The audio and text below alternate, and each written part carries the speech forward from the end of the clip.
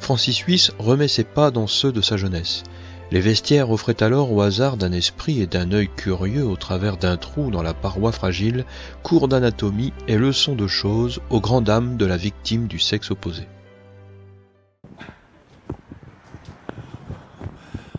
Donc cette partie-là correspond exactement à la prise de panier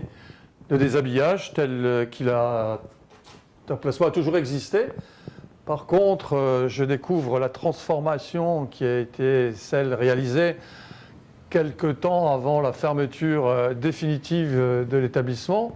Cet aménagement, nous en conviendrons, ne répond pas du tout à ce que nous avons vécu pendant des dizaines d'années, qui était tout aussi fonctionnel que ce que je découvre, mais qui n'est pas marqué par l'histoire de ce qui a été celle mémorisée par tous ceux qui ont fréquenté cet établissement et qui permet simplement de se souvenir, avec la réserve de circonstances, sur un certain nombre, je dirais, on pourrait simplement situer ça en termes de gaminerie,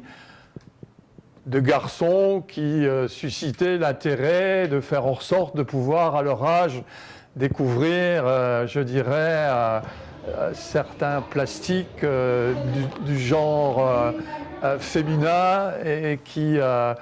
avec, je dirais, des outils particuliers que je ne décrirai pas, faisaient un peu leur formation, je dirais, de jeunes gens de l'époque. Je crois que si d'aucuns étaient à ma place aujourd'hui pour parler de ce qu'ils ont vécu, personne ne s'en est jamais plaint, que ce soit d'un côté comme de l'autre, et qu'aujourd'hui, presque 50 ans plus tard, on ne se souviendra que de ces merveilleux moments passés ici dans les anciens vestiaires des bains d'Aquerquois et pas forcément dans ceux que je découvre aujourd'hui.